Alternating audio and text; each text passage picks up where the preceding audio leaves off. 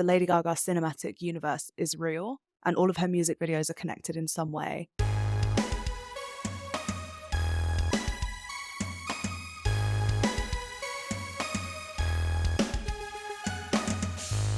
Hello, you are tuned into Starstruck with Big Pink Energy, who is me.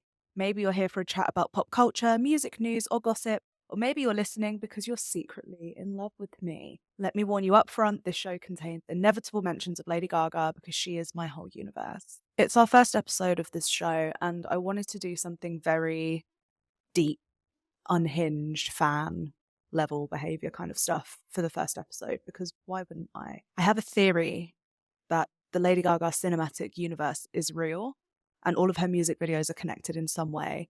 And I mapped it out. I watched every one of her music videos. I wrote notes, pages and pages of notes, like a crazy person, pieced it all together, found a storyline, put it in chronological order, shit on it, eat it, vomit it, whatever. Like, I don't know how. I think some of you are going to watch this and think this is so far-fetched and crazy. And then some of you are going to watch this and be like, wow, Lady Gaga's mind is insane. Because if there is even a smallest bit of truth to anything I'm saying in this video, I think what we can all agree on, at least, is that Gaga's very intentional with things she uses as motifs, very intentional with her visuals, very intentional with the artistry at all times. So I think even if some of the stuff I'm saying in this episode is a bit far-fetched for you to kind of believe, take everything with a pinch of salt, because I'm not in Gaga's mind. I'm just somebody, watching and absorbing and making theories. I think there's something really cool what I'm going to talk about today. The Lady Gaga Cinematic Universe, aka the LGCU, is real. It's real. I'm telling you. As I say, I put all of the music videos in chronological order, and I think Gaga's story begins with Born This Way. I think there's several endings because there's several storylines in the LGCU. There's different characters, there's different people. Before I get into the order that I think everything happens in properly, let's talk about a few recurring motifs in Gaga's music videos, because if you start watching out for these, you will see that she plays with these things quite a lot. So the first being reality and fantasy, which I've spoken about being a recurring theme of all of Gaga's work, whether something is rooted in fantasy or really in reality. And I think there's a push and a pull between both.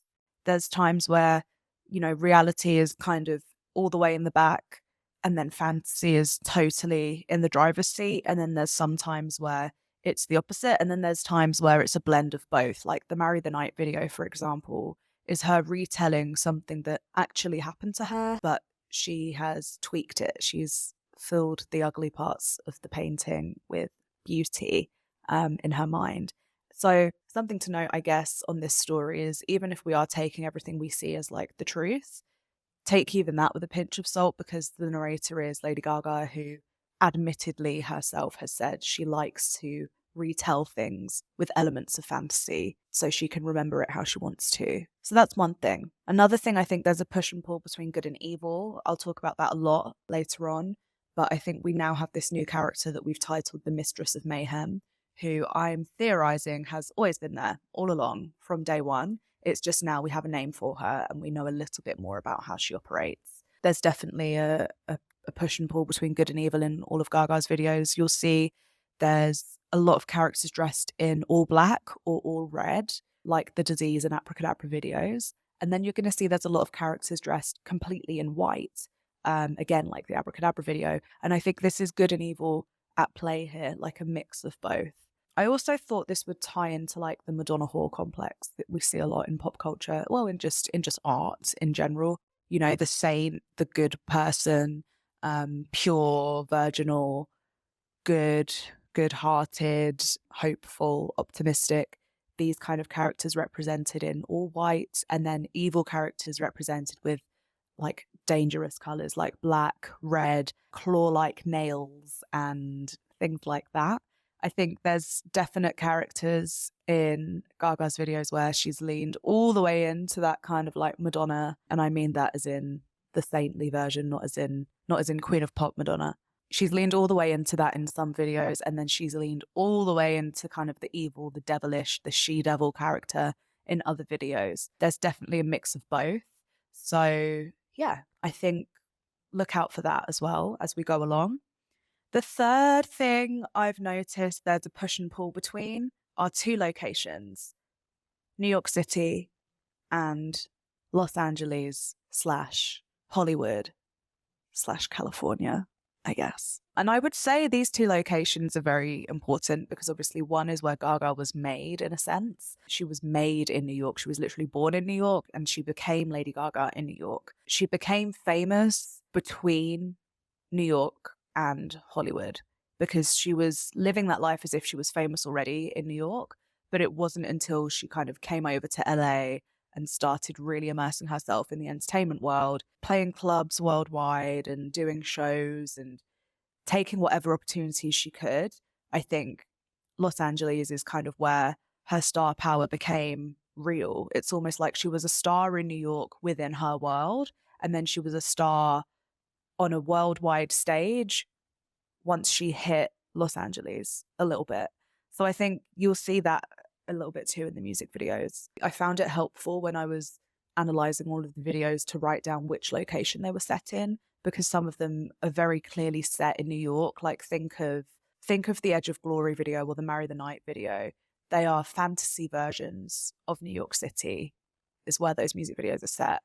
But then think of the GY video as like very California. Obviously Hearst Castle, she wasn't hiding about where that video was shot, but then she also goes to like the executive music bid head honchos offices, and I think those are in LA as well. Or even like more obviously the Million Reasons video, she's out in the desert in California and then they bring her back.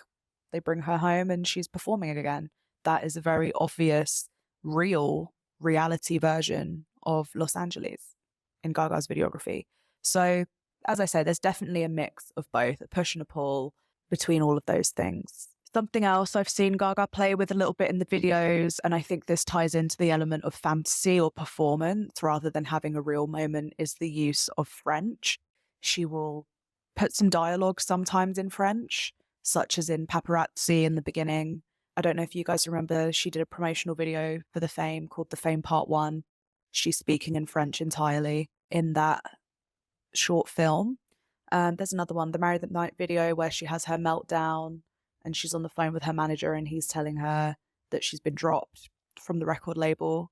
She's speaking in French, or there's French subtitles, I should say. It's something I think that she does to kind of denote that everything is a performance, even in very real moments where, you know, it's so personal, she's having a meltdown or she's having an intimate moment with her boyfriend. You know, it might be intimate to her, but at the same time, she is on a stage and she's being watched. She's on the balcony and the paparazzi are watching her with her boyfriend. So it's a performance at the same time. And I think that ties really closely with what's reality and what's fantasy. At what point do you come off the stage and you are no longer the performer and you are just yourself? So I think all of these things have been explored quite a lot within Gaga's videos. And yeah, if you keep listening, we're going to go into my real crazy theories, because those are just observations that I don't think are really that up for debate. But what I'm about to get into now is maybe a little bit more crazy. So as I say, I believe the Lady Gaga Cinematic Universe begins with Born This Way. So we begin the Born This Way video with the manifesto of Mother Monster. And she tells us that the eternal mother began an infinite birth on GOAT, which is a government-owned alien territory in space, for those of you who remember. But even though she created this incredible, amazing birth of a new race with no hatred, just love, no prejudice, she herself split into two. So she was then the good and the evil at the same time. I think the evil birth that happened here was the birth of the Mistress of Mayhem. Because you see, she's this good character, but then she becomes evil to protect the good in the world, is what she tells us. So those are the origins of everything in the Gaga universe, I believe. We've got infinite Gagas being born. We've got the evil Gaga being born, and she's, you know, looking over the army of dancers in the video holding a gun. We have everything here. She talks about the mitosis of the future. I think there's infinite Gagas being born. I thought it was interesting that, I don't know, some of you might remember a long time ago, I talked about the disease video, my theory of the Mistress of Mayhem splitting Gaga in two over and over and over again. I guess if you theorize that the Eternal Mother is giving birth to infinite Gagas, you've also got the Mistress of Mayhem, who is her evil clone, splitting Gaga in two over and over again. I think that theory makes sense. I might even go as far as to theorize the birth of evil in this character right here, the Born This Way, Birth of Evil character, I would almost say is the actual same character as the Mistress of Mayhem in the Disease video, who is preying on broken Gagas and splitting them in two and killing them and regurgitating them and splitting them in two over and over and over and over again eternally. That's what I think, honestly. In the opening scenes of the Born This Way video, you have this Gaga character who is good and pure, and she's being uplifted by gays and community. And I think this is also a recurring theme where the gay community is almost like a catalyst for Gaga getting where she needs to go, because their support, their love for her, it gets her through.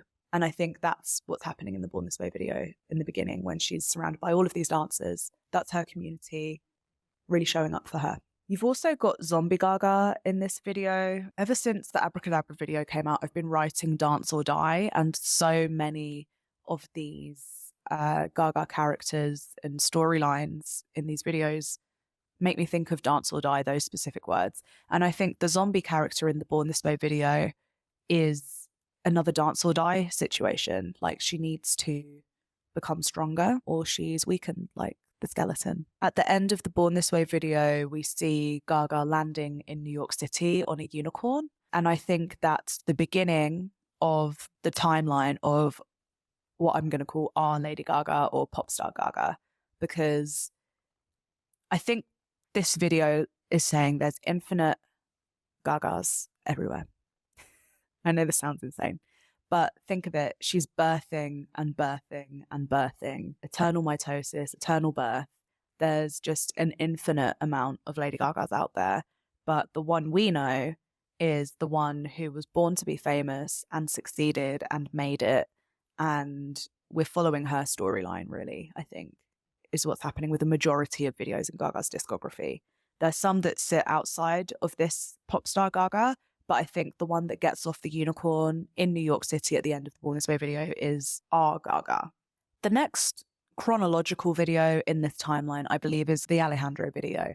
And I think Alejandro is actually all about the Mistress of Mayhem's origin story a little bit. The setting of this video is like very dark. It's quite fearful, but we see the mistress battling and finding strength again in the gay community, especially in those scenes at the end where she's in that kind of latex robe with the red cross. She is literally being lifted up by gay men. And I think the Mistress of Mayhem has found support through the gay community. I think if you consider that the Mistress of Mayhem is a representation of the dark side of fame, I think you'll see in these videos that she's almost used as a catalyst of like, lean into the dark side a little bit to get what you need. So in order to become famous, lean into the dark a little bit. But fame is a monster, so the Mistress of Mayhem, despite herself being a monster, still needs something to kind of thrive on. And I think, for better or for worse, the gay community has helped her achieve fame. But I think it's a genuine love and respect for them. I don't think it's just transactional. And I think that's what this video is about. I think you can see she's not using the strength of the gay community to just better herself and move on. I think it's something that, you know, the Madonna Gaga or the evil Gaga, they both need that support. So yeah, we'll see that a lot through the videos. When she's alone, the dancers in the gay community in the Alejandro video uplift her. She learns in this video that she has to dance or die. And together she dances with all of them until she literally has an army. I think something else super interesting in this video is the ending. And I never really understood it until I had this theory about all of the videos being connected. So you might remember the end of the Alejandro video where she's in that red latex nun outfit. She's lying in a bed. There's a guy holding a gun in the bed with her.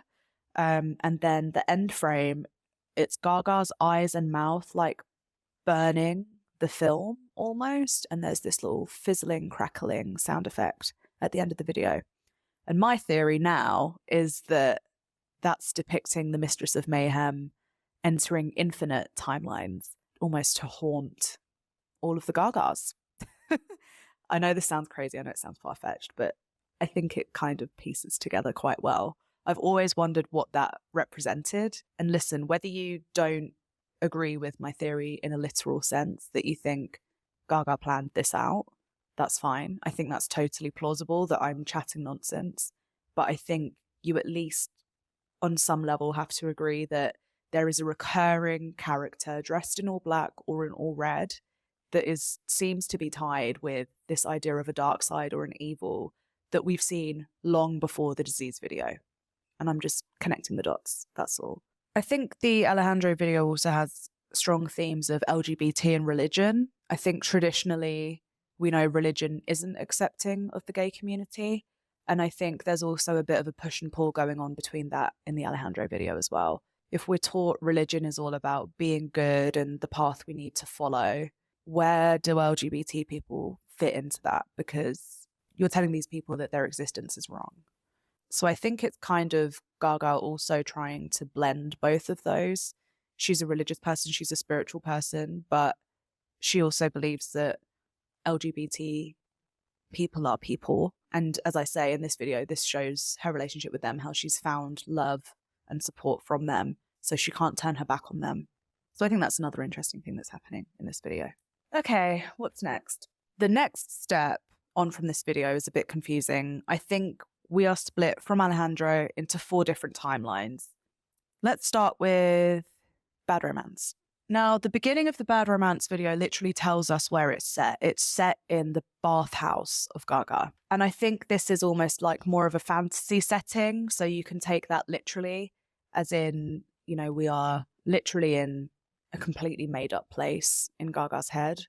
Or you can take it as this is just an alternative reality or an alternative world somewhere. I choose to believe that this is just a separate timeline and almost like a side story of the Gaga LGCU, the Bad Romance video. However, some things are consistent. You have a Mistress of Mayhem in this video, and it's the character in all black with the black crown on looking in the mirror. That's the Mistress in this timeline because she exists everywhere. Because in order for good to thrive, there needs to also be evil. I think the purest Gaga is the one in the bath who is clearly being drugged. She has the massive eyes. It feels a bit like she's being drugged for the audience, these scenes. It reminded me a bit of The Wizard of Oz, the way they would drug Judy Garland so she would perform. They would give her uppers and downers to do whatever they needed her to do. It was really messed up, but that's what this reminds me of. You've got these 2 nurses forcing her, I think they force her to have pills, right? And she spits them out. And then once they've done that, she's then put in front of an audience of men. And these men are all in black, bidding on her, using her as an object, basically, which you could take literally as she's being sold for her body, or you could take it more broadly as this is the same story we see in Gaga's discography generally, where she feels objectified by fame, and it's just being shown in another way in this video. I wrote down she's being cleaned and prepped for the audience to be sold. There's also the beginning of, I think, in Bad Romance, the use of product placement, which I remember at the time when these videos came out being like quite a high point of discussion, because in the 2010s, Beats by Dre were in like every video, right? And then Gaga did quite a few more product placements. Telephone is where it becomes its most almost unhinged level of product placement, but it is a little bit in this video as well. You've got that vodka placement, you've got the Dre headphones, I think the laptops as well in the Bad Romance video. And I think what this is just kind of like a representation of capitalism, because again, if we're talking about Gaga being sold for her body, it's all comes back to capitalism, really. We've got this scene where Gaga is in the black lingerie surrounded by diamonds. And I think, again, this is a little bit of a representation of the Mistress of Mayhem. She is surrounded by wealth, but at what cost? You know, she's surrounded by men all ogling her. And yeah, she's kind of dripping in diamonds in return. But is it worth it? Is she happy in that scene? So I think that's something else to think about. At the end of the video, we've got Gaga in all white in that big polar bear robe, which again represents to me the good and evil. She's almost being sacrificed. like a lamb to slaughter to this man dressed in all black. She's preparing to give her body to fame. So he's there, he's bought her, he's paid for her, and now he expects her to do whatever he wants. But she's not about that. So what she does is set him on fire and sets herself free by doing that. And I think this last dance scene where she's all in red, again, is dance or die. I think, again, it's the use of this power she has. Can she lean into the bad, the dark side of herself for her own benefit and still stay true to who she is? That's kind of how I feel about this video. So I think, as I say, Bad Romance is almost like a side story. The bathhouse of Gaga is like a existing place in the LGCU.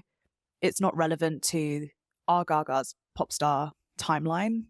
It's just like a bonus story, but still follows the same narrative as everything else that happens within the LGCU, which is battling between good and evil, leaning into the dark side of yourself, reality and fantasy, what is purity, all of that stuff. There's another video that I think happens in a separate timeline to just kind of represent good and evil and give more of a backstory to the LGCU, and that's Judas, in my opinion. The Judas video is very interesting. I think if you go by my theory, the purpose of the Judas video is just to show that this story between good and evil, there's always going to be temptation to lean into that dark side, and that will be ever present. I think that's what the Judas video kind of represents. Again, you've got a lady in red in the beginning in the dance scene. You've got that kiss of betrayal, and you've got dance or die again, or the fate of playing this game with fame, or this game between good and evil, is that sometimes you might die. And we see at the end of the video, Gaga as Mary Magdalene in all white, bridal. She dies. She's stoned to death. So I guess it's that kind of like, once you're in the game, you have to play the game or you don't survive. For what it's worth, I think this video is set in LA, but back in time. Again, it's almost like a prequel for our pop star Gaga's timeline. It's just that extra context. Let's jump to our actual Gaga's timeline now. So I think there's two splits that happen within the pop star Gaga timeline, and there's one where she becomes famous and one where she doesn't. And I think there's a choice between love and fame, because for a long time it seems like Gaga felt like she couldn't have both. Obviously we know now she can, but I do think that's something that she went through. And I think this can kind of be represented by the Nothing Else I Can Say video and the Beautiful Dirty Rich video. So in AA, we have her clearly in New York, and I think this is the timeline where she pursues love. Even though she's happy, she's surrounded by love in this music video. She's like surrounded by her community in New York. She still has those dreams of being a star. And I think that's represented by the character, again, dressed in all white on the Vespa in the music video. Because even though she's happy, she longs for that star power. She longs to be in the spotlight. And I think that's what that look kind of represents. Oh, she also wears pink heels in this video. And it's that same shade of pink that she has in the Disease video, which people thought was a callback to her Lollapalooza Stephanie Germanotta trying to make her famous days.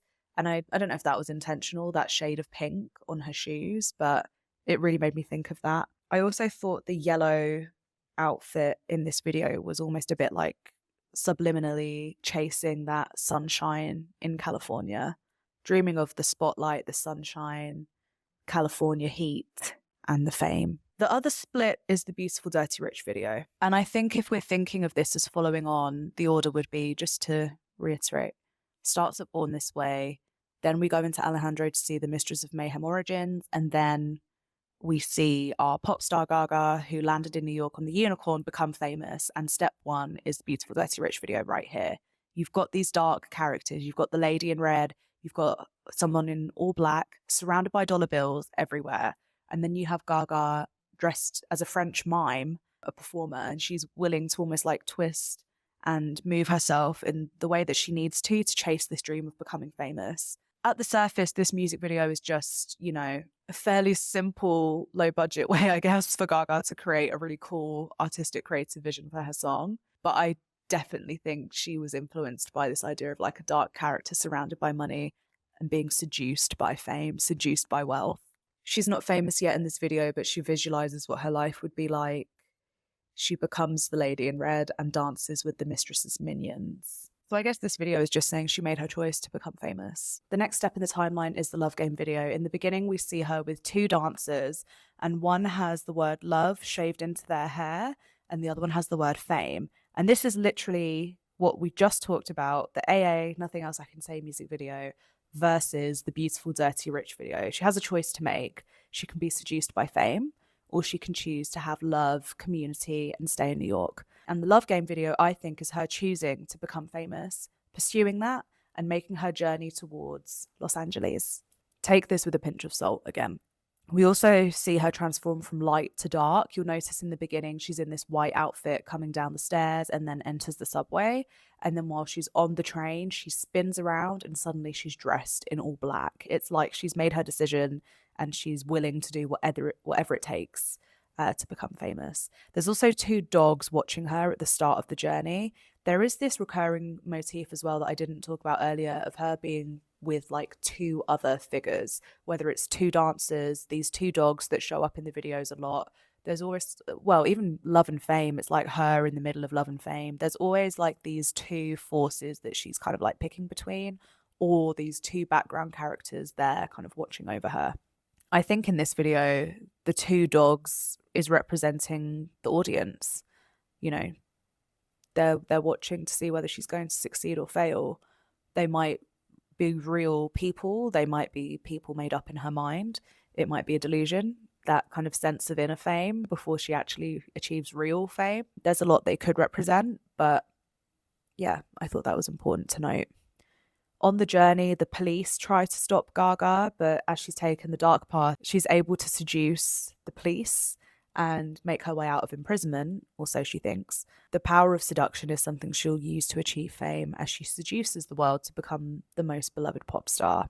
Yeah, the police show up in a couple of Gaga's videos, and I guess it does kind of tie back to that military theme of the Alejandro video and like leaning into that kind of evil dark side a little bit. There's another video that I think documents this stage of the story of her kind of becoming famous and doing whatever she needs to get to where she needs to be, and that is the Marry the Night video. And this is going to tie these characters we've talked about together even more. The Marry the Night video is fascinating. There are layers to this one. I think if we're looking at just my theory of the music videos all connecting, then the Marry the Night video is just the portion of the Love Game video where she's on that subway train. She's making the journey from light to dark. She's making the journey from New York to Hollywood, where she'll become famous.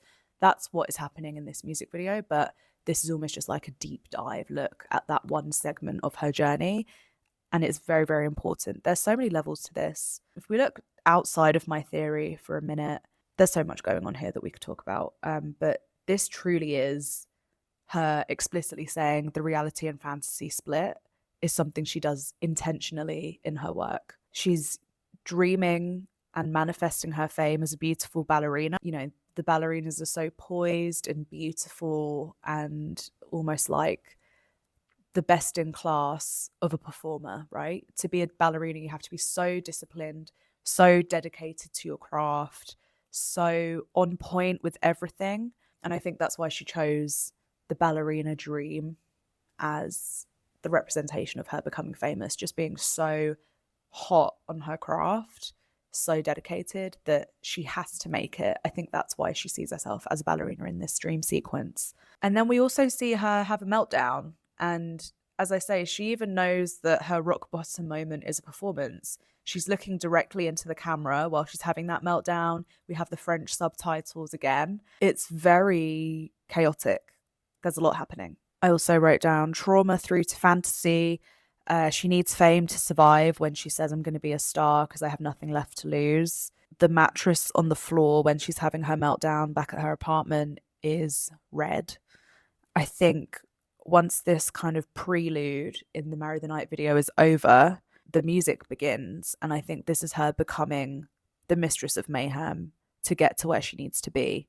So in the Love Game video, it was just really quickly represented by that moment where she spins and she's wearing a white outfit and then suddenly she's wearing black. The Marry the Night video is just expanding on that and saying she went through all of this and then became the dark side, the mistress. Again, in this video, there's that idea of like there being strength in support and community around everything Gaga does. We see one of her dancers fall over, which, if you didn't know, actually was one of her old dancers from the Fame days, who she used to work with, that she brought back just for the Marry the Night video. So it's quite full circle. But yeah, I think there is definitely, again, that sense of you can lean into the dark side, but you still need your community to help you survive. Most interestingly, in this music video is at the end when she finally does get signed and she gets into the car. She is wearing, again, a full black outfit, massive, massive black hat, black sunglasses. She is in all black and she has that massive oversized hat. Now, we know the Marry the Night video is, as Gaga says herself, a fantasy look at that period of her life. So she's not saying she literally became the Mistress of Mayhem and dressed up in this massive hat and this crazy outfit, but I definitely think that's a representation of her tapping into the dark side. And then, even more brilliantly, when I watched this back, I was like, I can't believe she put this in here. But like, we're seeing her blow the cars up in that black outfit with the short blonde hair that's all wet in the rain, and then she's in the black outfit and going over to Interscope to get signed in California. The address is California. And then at the end, we have the lady in red surrounded by flames watching over Gaga. Insane. So it's literally like saying she's tapped into the dark side with the cosign of the Mistress of Mayhem. The OG Mistress of Mayhem is watching her from hell or whatever universe she's in. She's rubbing her hands and saying, this is good. I approve. So that blew my mind when I saw that at the end of the Marry the Night video. I was like, oh my God, I can't believe that really is the Mistress. So we're saying both the Love Game video and the Marry the Night video are about Gaga's journey from New York to LA. And I think we then see her emerge in Los Angeles in the Poker Face video. She literally rises out of the water and makes her entrance. And I think these are like her first steps on Earth as Lady Gaga. She's been reborn in the waters of fantasy. The dogs are there watching over her again. Whether this is like her perceived audience or they're just there, they're part of her mind, who knows? But yeah, we then see her at a party, and when she's dressed in this all black outfit, we see her win the poker game. And again, I think this is her seducing the party into becoming her fans and followers. She's seducing the crowd and she wins, she succeeds. We also then see at the end of the Poker Face video, she's lying on the bed in that all white outfit again. She's like really brightly lit. And I guess that's just kind of, again, a representation of the push and pull of good and evil. She's won over the crowd. She's won the poker game. They love her now. They're now her followers, her fans, whatever you want to call it. But at what cost? Because she kind of had to go to the dark side to get that to happen. And I think it's kind of showing that's going to catch up with her at some point. I think the Just Dance music video is like another exploration of her pursuing fame in Los Angeles. She arrives at this party, everybody's passed out or like half dead. And when she starts performing, she almost resurrects the crowd. There's someone wearing glasses saying it's 2006. It's almost like this video was what, 2008? I guess it's almost like saying it's been a couple of years since you've had a pop star that's actually going to change the world. I don't know. But in the Just Dance video, there's a moving spotlight following her wherever she's performing. I think that may be like a representation of her like looking for the crowd, looking for the audience, or whether it's just there in her mind and she needs to keep going until her fantasy becomes reality. There's a disco ball she's throwing around a lot. I guess it's that callback to when she used to say all the time, pop music will never be lowbrow. There's also police arresting her again in this video, which feels like a call towards the telephone video, a flash forward maybe. Run-ins with the police. Again, we've just had that in the Love Game video. We've got it again in the Just Dance video. It might represent something a bit deeper. Who knows? That's about as far as I got into that theory. Next in the timeline is the paparazzi video. And I think this is just one of the timelines. Keep in mind, I think the timeline splits here at Just Dance. There's one timeline which we get to, and it's the paparazzi video. This is the first glimpse that this Gaga gets of the dark side of fame. After all the success it's brought her thus far, the darkness starts to turn its back on her. She asks her boyfriend if he loves her, but she made her choice a long time ago that she can't have both love and fame. She comes crashing back down to earth as she hits rock bottom, and as she rebuilds herself in her mansion, we start to see the mistress's other victims. There's corpses scattered around the building. Even though she's weakened, you remember she's on the crutches and she's moving through the mansion like she can't really walk after her accident. It's time once again to dance or die. Pick yourself up and keep going, or just die. That's it. This time she's not dancing because she has nothing left to lose like she was in the Marry the Night video. It's because she has everything to lose. She's famous now. We see the headlines in this video. You know, she's hit rock bottom. We love her again. There's money all over her room in this video. It's kind of trying to show that she has made it to the top. Obviously, in the beginning, she's dressed in all white. She believes she can have love, almost naively. She gets thrown off the balcony and emerges in that all black outfit, and she looks like the mistress here. So it's that dark and light, reality and fantasy, good and evil, push and pull happening again in this video. This feels quite clearly set in Los Angeles to me. I think there's a reference to maybe like Marilyn Monroe, Princess Diana, with that like hitting rock bottom and like their deaths being so documented. That scene where she's lying on the ground surrounded by jewels and it looks a bit like she's died, but in the most glitzy way ever. It's like very Hollywood death. I think that was kind of a reference to those two people. Notice how she comes out of the car and she's injured. It seems quite a similar way to the way she's moving in the Abracadabra video as the lady in red. Kind of hunched over, can't really walk properly or support herself properly. The Mistress of Mayhem definitely takes a beating in the LGCU, and you'll see that over and over again. The dogs are again in this video. There's a flash and you see the dogs. I think all of the money is another reference to capitalism, fame over authenticity. At the end of the video, when it says she's back, we love her again, you'll notice she's dressed in all black again. And it's kind of like saying she's survived this attempt on her life.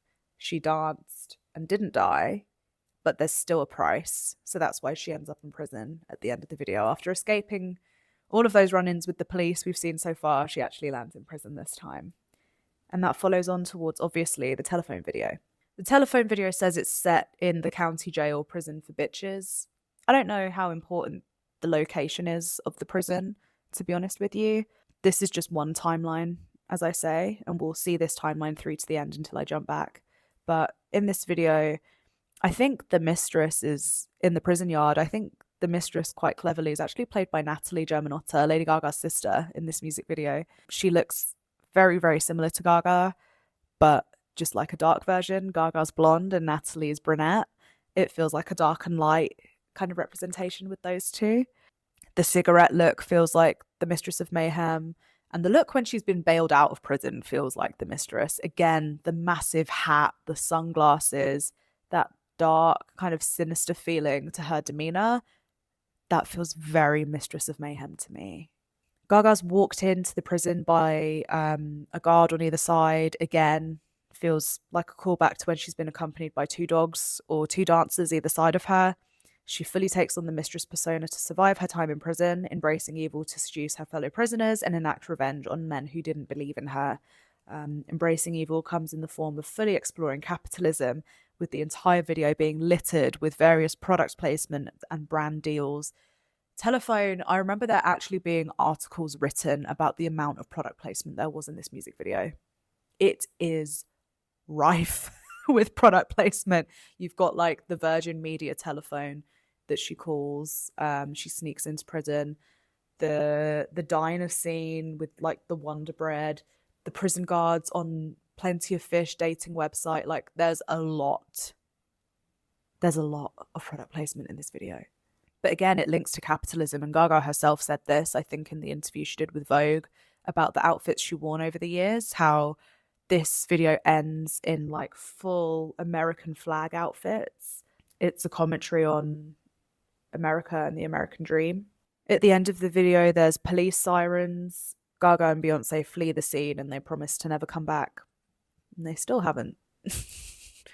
Telephone Part 2 sounds like something Gaga is actually working on. I wasn't convinced at first, but now she's talked about it a few times. I am convinced she's planning something. I've changed my mind. Alas, in this theory, the follow-on from the telephone video, in my opinion, has already happened. And it's the You and I video. The You and I video opens with what I believe is the Mistress of Mayhem walking through Nebraska, searching for more victims. We can only assume in this timeline that Beyonce has betrayed the Mistress of Mayhem and driven away in the pussy wagon, and that's why the Mistress has blood all over her feet. She's weak, again, walking in that really injured way. She's been walking for miles looking for victims, as well as the blood on her feet. There's mechanical parts holding her body together. So she's really damaged. She's been really, really damaged. She ends up in Nebraska, which maybe you'd find random, but super fans listening will know that her ex-boyfriend was from Nebraska. So maybe this is that. I think Nebraska Gaga, all of the Gagas in the You and I video are from a separate timeline where she found love, just not in New York. There's the bride character, again, dressed purely in white. And I think that's supposed to represent like the purest, happiest Gaga of all of the timelines, where she just found love. She found what she needed, went for what made her happy. She never had the fame. She never needed it because the love she found was that strong. And I think it's almost like Gaga felt, especially at the time when she made the You and I video, right? Because she made it probably once. Yeah, she would have made the video once her and her Nebraska guy actually broke up. So I guess it's that feeling of, I can't have both, love and fame. Ironically, she then met another ex-boyfriend, Taylor Kinney, on the set of this video, and that was a whole thing. But alas, for the sake of this timeline, I think we're saying Nebraska Gaga does generally look for love and not fame. You've got the bride who found fame. You've got the nymph character who is in love with Joe Calderone, who's also played by Gaga.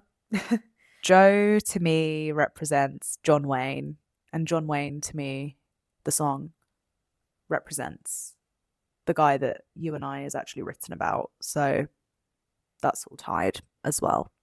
There's the hooker character in the You and I video, dressed all in black. Again, it's that theme of seduction being used to get Gaga where she needs to be. The Mistress of Mayhem at the end of the video just walks away because she can't find anyone to prey on. No one in Nebraska is interested in fame, really. They just want love. So she can't thrive here. There's also a mermaid Gaga and another one that's being experimented on. I think we can only assume these experiments are out of love, as the doctor operating on her seems to be completely infatuated with her. I remember Gaga talking about it at the time, saying, I think there was something to do with mermaids not being able to have intercourse because they have the wrong parts, I guess. But if you love somebody that much, then it wouldn't matter. I think that was something she talked about. I hope I'm not making that up. But yeah, as I say, Mistress of Mayhem walks away at the end of the video because there was no one to prey on. I think following the You and I video, the next video in the timeline from this, again, I know this sounds crazy, but I think it's the Die With a Smile video. I know this sounds like a tangent. I know this sounds quite hard to believe and hard to follow, but if you think about it as the You and I video is set in Nebraska, where Gaga didn't look for fame and instead found the love she needed, the love that completed her, so she never needed fame. That's her life. That's what happens until she dies. And the Die With a Smile video is literally Gaga with that love that completes her, the love that gives her everything she needs for the rest of her life until she dies. I don't think there's much more to say there. So that is 1-3 timeline. Born This Way, Alejandro, Beautiful Dirty Rich, Love Game, Marry the Night, Poker Face, Just Dance, Paparazzi, Telephone, You and I, Die With a Smile, End. The Die With a Smile video is the bride in the You and I video at the end of her life, I think. But we haven't covered all of Gaga's videos yet, and that's because there's another alternative timeline. And another one, actually. If we rewind back to the Marry the Night video, there's a timeline where Gaga didn't make it out of New York, and she stayed in New York. I think she was still pursuing fame, but she didn't quite succeed. And I think she was in a bit of a limbo. There's a connection I made here that might blow your mind. The Edge of Glory video is set in like a fantasy New York setting. There's like smoke and lights everywhere. It's completely empty apart from Gaga and Clarence Clemens playing the saxophone. This is the timeline where instead of her going to find Interscope in California at the end of the Marry the Night video, she just doesn't leave New York. And while she may or may not have been happier in this timeline, it's not without its struggles. We see in the Edge of Glory video another dance or die situation, possibly following her breakdown in the Marry the Night video. Instead of returning to reality and her life in New York City, this is crazy. At the end of this video, did you notice she goes inside the building towards a pink light? My theory, I know this is nuts, my theory is instead of returning to reality and her life in New York in this moment, she's heading into a portal towards Chromatica. I know that sounds nuts because this video was made during the Born This Way era, a time before she'd even thought of Chromatica as a concept. But if you think about it, it really makes sense. Realistically, I'm not saying Gaga planned this timeline out where she was like, okay, today I'm going to shoot the Edge of Glory video and I'm going to end it with me entering into a pink portal so that years to come from now, I can revisit this when I do an album called Chromatica that's going to be all about pink. I don't think she actually did that. I do think it's very interesting that she's used pink light as a representation for like a fantasy world where she copes with the darkness. But she'd already done that years ago in the Edge of Glory video. I think this is something she might have done subconsciously. I just think it's really interesting. That's all. In this timeline, we've had Born This Way, the creation of all Gagas, Alejandro, the creation of the Mistress of Mayhem, and her backstory, Beautiful Dirty Rich, where she's chosen to pursue fame, Love Game and Marry the Night, where she's still pursuing it but has had struggles, and now the Edge of Glory seems like a bit of a purgatory where it's like she can choose to give up or she can dance or die. She's dancing, there's a lot of pain, she's at the brink of death. That's what the Edge of Glory is, the edge right before you die. And instead of dying and giving up, she heads into the portal towards Chromatica. She heads towards safety. Chromatica, Gaga's spoken about this, is like a state of mind, a state of being that she's created to help cope with trauma. Dance or die, all over again. It's a fictional place in Gaga's mind. It's a whole other world, but it exists in here. And that's where she's headed to. New York. Life in New York has been tough on her. It's beaten her down. It's broken her. We saw that in the Marry the Night video in the meltdown. But she wants to keep going. She wants to survive. She just doesn't know where to go. So Chromatica it is. We're heading to Chromatica. Get in.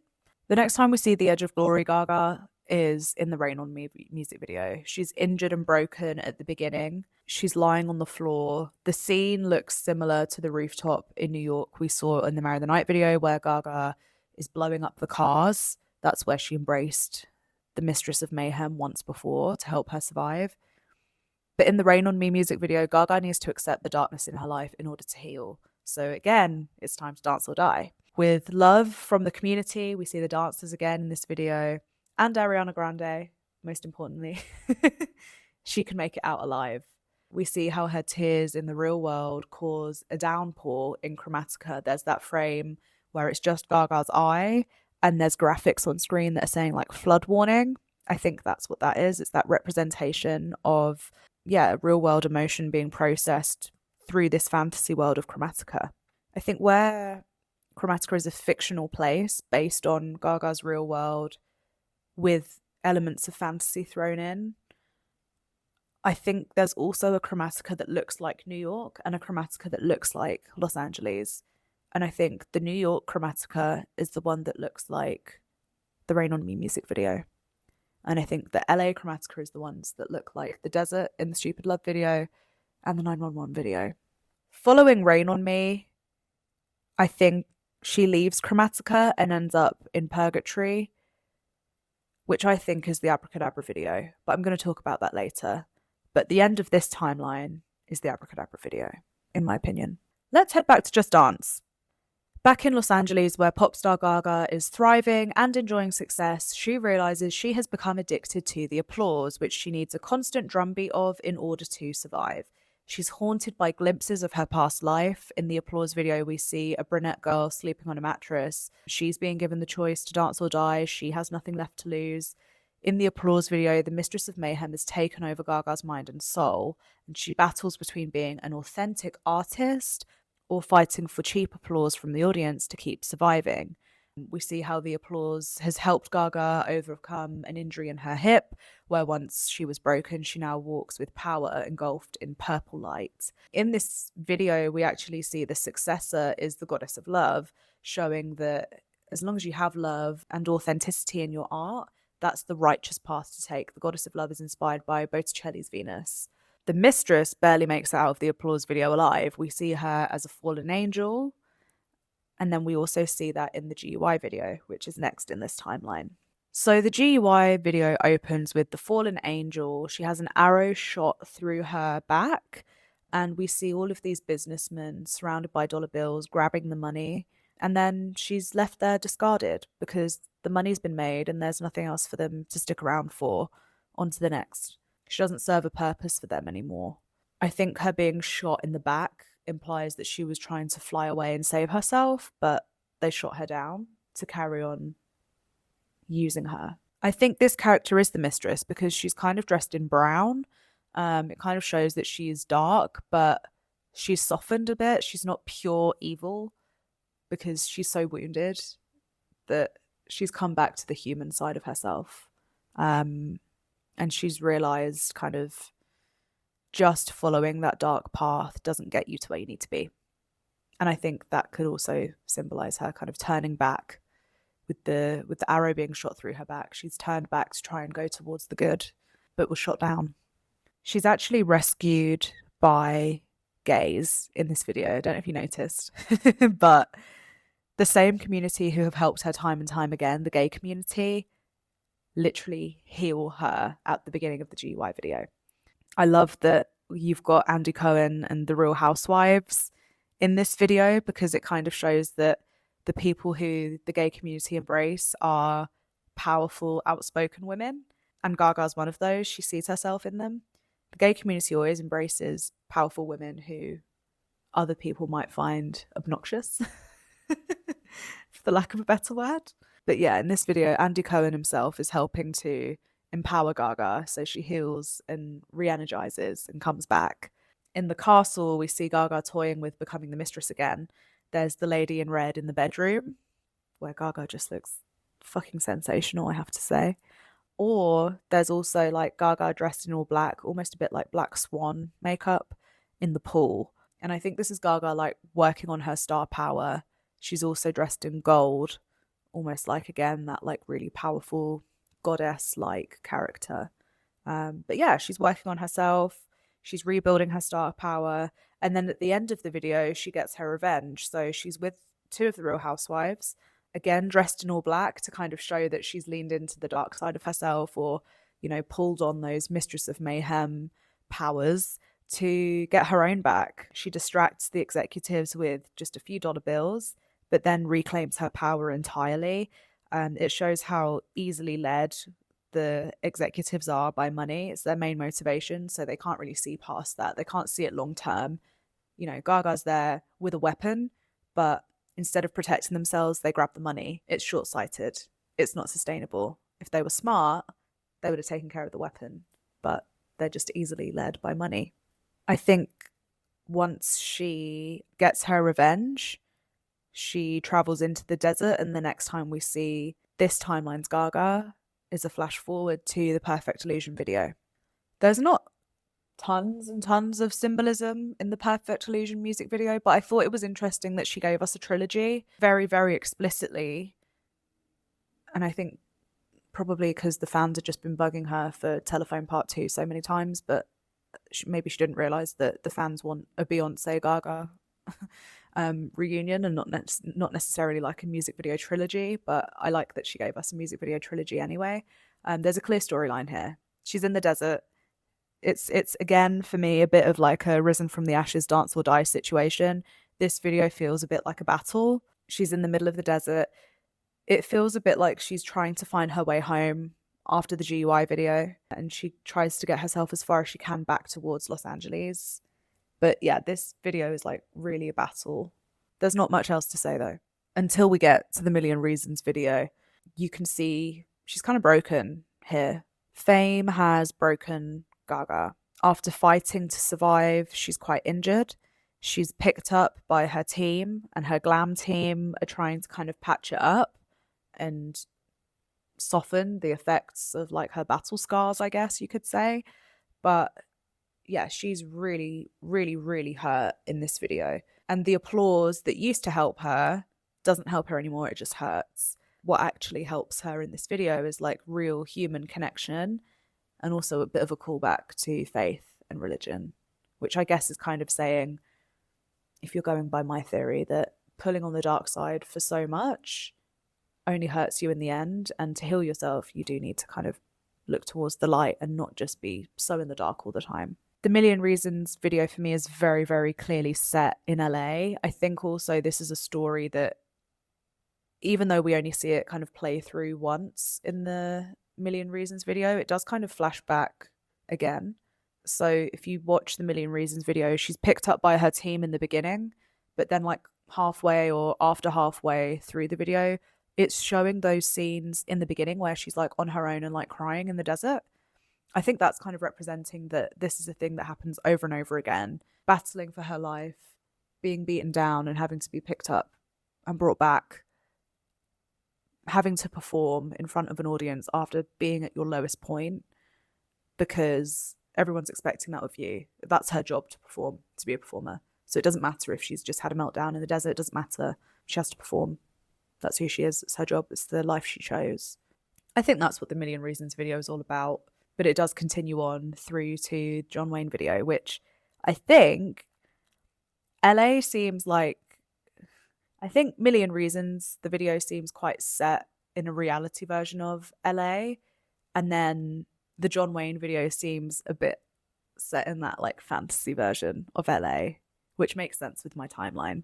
The Million Reasons video ends with like a really seamless transition into the world of John Wayne. Again, I think this is like a fantasy. The mistress character is in the John Wayne video. She's in all black on the bike. And I think it's kind of showing that in Gaga's low point in the Million Reasons music video, she is tempted by danger. The mistress tries to seduce Gaga with her favorite tricks: drink, drugs, and men who aren't good for her. The John Wayne video is a documentation of the different paths in front of Gaga, where self-destruction can even lead to her own death. There are two outcomes here: one where Gaga gets up and walks away, and the other where the substance abuse leads her towards the pink lights of Chromatica, again just like heading deeper and deeper into fantasy because reality is too difficult to deal with. Again, you'll see in the John Wayne video a lot of pink light, and I think those like pink neon is Gaga's way of representing fantasy throughout her career. So I think The Edge of Glory is one music video where we see her go through a portal into Chromatica, and the other time we see her do that is the John Wayne music video. That's what I think. Hence why Reign of Me and Edge of Glory feel very connected to me. John Wayne and Stupid Love also feel very connected to me because Stupid Love opens with the desert. So let's go to Chromatica once again. Why not? Okay, we're in the Stupid Love video. The world rots in conflict. What can survive this conflict? Love. We've just seen it in the Million Reasons video. When Gaga's at her lowest, the only thing that can bring her back is love and real human connection. So the Stupid Love video is kind of Gaga's pursuit of that. She's pursued fame. This is where it's led her. It's led her somewhere quite dark. She needs the light back in her life again. It's all pink. All her outfits are pink, which again feels like a callback to that pink suit she wore in the Million Reasons video, but just like her fantasy version in her head of it, because now we're in Chromatica. The lyrics, "Gotta quit this crying," feels like a callback to where she was in the music video for A Million Reasons. You'll also notice that when Gaga's in the pink outfits here, she's dancing with the Black Tribe. The Black Tribe could be that representation of like those minions of the Mistress of Mayhem. But she's uniting everybody. All I ever wanted was love. The lyric, I kind of saw that as a synergy with applause. Her addiction to applause is what led her down that dark path, but it wasn't applause she needed all along. It was actually real human connection. It was love. I think the end of the Stupid Love video also leads us back to Abracadabra. The way I see it is Gaga starts off somewhere in reality, goes through trauma, goes to Chromatica to escape reality and just immerses herself in fantasy, but it's a journey back to reality again. It's not just an instant transition. And that's what the Abracadabra video is. So, in my mind, at the end of Rain on Me, she's danced in Chromatica and ends up in a kind of purgatory trying to find her way back to reality again. And the same is for the end of the Stupid Love video. It's very explicitly called out. Category is dance or die. She has two choices here. You've literally escaped reality because you couldn't cope with it. If you want to survive this, you're going to have to dance your way out. Again, it's like just making friends with those demons and dark parts of you, otherwise you won't survive. And you die if you don't do it. I like that the set of the Abracadabra video looks like the Chromatica cover without the pink, because it's almost like you've come from Chromatica, but you're not in the fantasy. That's why there's not pink neon lights everywhere. This is still a fantasy setting. I think this Abracadabra video is literally shot halfway between reality and fantasy. Again, there's a supportive community in this video. She has tons of dancers all dancing with her. But there's a boundary here. There's that scene where the dancers who have been uplifting her and helping to protect her from the Mistress of Mayhem are just shouting at her. They want her to be the pop star, the performer, and she ends up just screaming because it's like, you know, as much as you help me, you hurt me. And I think that is a little bit of a metaphor for how she finds being famous. She loves the fans, she loves that we've made her dreams come true, but she also finds it difficult because we demand so much from her. No matter what she does, there's always going to be people who aren't happy. There's always going to be people who think she should be doing something different or something more. There's always going to be disappointed people, and that's just what being famous and having a fan base is like. It's a choice she made. It's not that she said she didn't want this, but it doesn't mean it's easy. It's still difficult. I think there's a parallel with the Mistress of Mayhem watching over Gaga, battling to dance or die, to the Alejandro video. It's very similar framing. The back of her shoulder, the back of her head watching over. There's a scene shot exactly like that in the Alejandro video. And that's why I think Alejandro is the Mistress of Mayhem origin story. I also wrote, Gaga must now transition back from Chromatica to the real world. She's learned to dance through the pain, but she has to keep going to survive. The Abracadabra video is the purgatory between Chromatica and the real world. This is where she's really put to the test. The community who are helping her survive and have uplifted her in the past are the same people demanding her to dance and forcing her body to move the way they want her to. The mistress watches over the dancers in white and sees them as potential victims. If they don't survive this dance, they will become her soldiers, similar to what happened in the Alejandro video.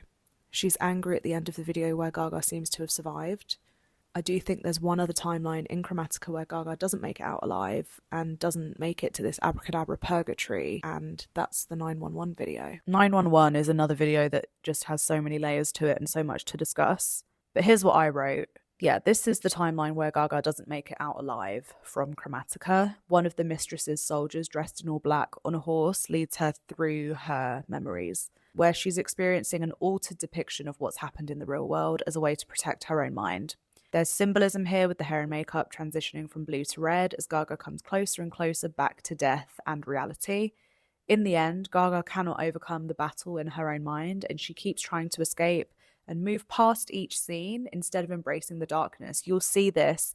Each different outfit Gaga wears, there's almost like an opportunity for her to turn towards the two characters who are the paramedics, trying to resuscitate her and bring her back. But she keeps turning away from them and going somewhere else. And that's kind of her like rejecting reality, zigzagging her way through delusion after delusion after delusion instead of facing it. This is what happens when, in a dance or die scenario, she doesn't dance and she dies. I don't know if you guys remember that there is an alternate cut of the 911 video where they do have Gaga flatlining at the end. So I do believe the 911 video is the timeline where she just doesn't make it. And I think the disease video is hell. The disease video is the final video I've prepped to talk about because I think it's the end of this timeline. We've just had 911 where Gaga is like so tormented by her memories and can't escape it. And that's kind of what's happening in the disease video over and over and over again. The disease video seems to be where Gaga heads to in the afterlife, where the mitosis of the future described in the Born This Way video is taking place infinitely, but in hell. The OG Mistress of Mayhem hunts the different Gagas to kill them and split them in two over and over and over again. She's always there, always watching, waiting for the right time to pounce. The Gagas fight each other instead of learning to embrace the darkness. There's Gagas here from every era because there's infinite timelines. And in some of those, along the years, there's times where she didn't marry the dark and she gave up.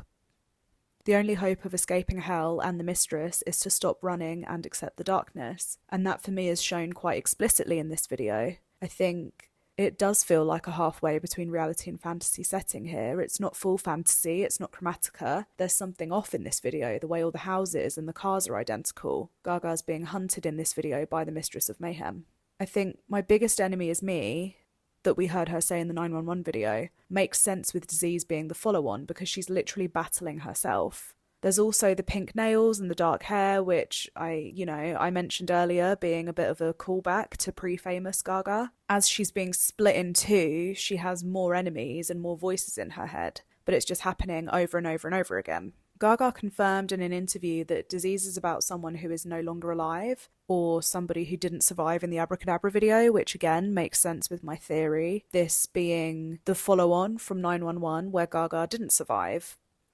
She also said the mistress is the dark side, the Mistress of Mayhem is somebody who dresses for her own enjoyment, even if it's scary, and the Mistress of Mayhem is a bad bitch, which again, I think makes sense with everything we've talked about today. Something else interesting that she said in that interview is that her original visions for the Bad Romance video, she brought those to life in Abracadabra, which I think is quite interesting because, again, the Bad Romance video had that battle between the good and evil that we saw in Abracadabra.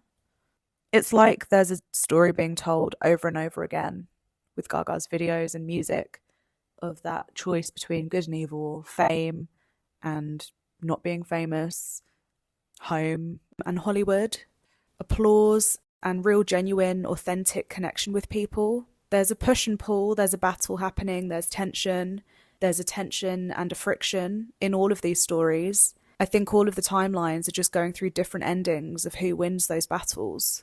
I know this exploration of Gaga's videos has been quite long, quite long-winded, a bit of a tangent. I'm not sure everyone in my comments is going to agree with all of my theories, but that's absolutely fine. I just thought it was an interesting way to look at how things connect. But yeah, thank you for indulging me. I think it's incredible, if there is any truth to any of my theories today, that something that Gaga made in 2008 can mirror something she's made in 2025. Like, that's insane. I love that she uses this symbolism. As I said earlier, like, even if we don't necessarily believe my map of the timeline is correct, I think we have to agree that, like, there's certain symbols and motifs that she keeps returning to. A pink neon light for fantasy, a woman dressed all in red or all in black as like a dark side or an evil that's present even in happy moments, like the You and I video. This idea of Hollywood or being at home in New York. This idea of being very much in a real, actual moment, or being somewhere completely made up, or being halfway between those. Gaga has a fascinating mind, and yeah, I had a lot of fun watching everything back and seeing where everything fit in the puzzle. But let me know your theories. I always love reading comments and seeing what people think of the things I've said. To reiterate the timelines I think we see in Gaga's videos, I think everything starts at Born This Way. We then go into the Mistress of Mayhem's origins with Alejandro. In an alternate universe, there is the Bad Romance video happening in the bathhouse of Gaga. In deep history, there is a story between good and evil being tempted by the darkness in Judas. There's a timeline where our New York Gaga found love and was content with that in the Nothing Else I Can Say music video. But there's a timeline where she was seduced by fame and the darkness. And that's the Beautiful Dirty Rich video. And that's where the majority of Gaga's videos follow on from. In Love Game and Marry the Night, we see her pursue fame. There's one timeline where Gaga makes it to LA, and there's one where she doesn't. She stays in New York after her meltdown, and that's the Edge of Glory music video, which then takes her through to Chromatica, Rain on Me, and then she comes back and makes her way back to reality in the Abracadabra video. The timeline where she does make it to LA, she arrives in the Poker Face video. She does what she can to get famous in Just Dance. There's a timeline where she makes it big, but is challenged in the Paparazzi video. She gets her revenge, kills her boyfriend, goes to prison in the Telephone video, breaks out, and is then seeking more evil to consume in the You and I video, but fails. And then the characters in the You and I video live together happily ever after until they die in the Die With a Smile video. There's also a Gaga from Just Dance who became addicted to that applause that she got from performing at that party and having everybody's attention and the spotlight. In the Applause video, she battles to keep pursuing fame, keeping that feeling going. In the Applause video, after kind of doing that for so long, she's broken. And in the GUI video, she's a fallen angel needing to be rescued by community and the LGBT support. She keeps battling, she makes it out, she rebuilds. In the Perfect Illusion video, she's still battling. In the Million Reasons video, she is brought back to do her job. She's kind of miserable and she's at a crossroads here. She's tempted by the darkness in the John Wayne video, and there's two endings. There's one where she kind of goes to Chromatica to escape reality and finds love is the way to survive, makes her way back to Chromatica Purgatory, which I think is the Abracadabra video. And then there's one timeline where she just can't make it out, and she falls deeper and deeper into the darkness in the 911 video and eventually dies and ends up in an eternal hellish afterlife in the Disease video. That's my theory. Anyway, let me wrap this up because this has been a long episode, but I hope you've enjoyed this. This is the first episode of Starstruck. I'm going to be doing more deep dives and things like this more often, sometimes with guests, sometimes we'll talk about more relevant pop culture news and stuff, but sometimes we're just going to be looking back and analysing, and I think either one is fun. Let me know in the comments the kind of things you want me to do and talk about. It doesn't have to be Gaga.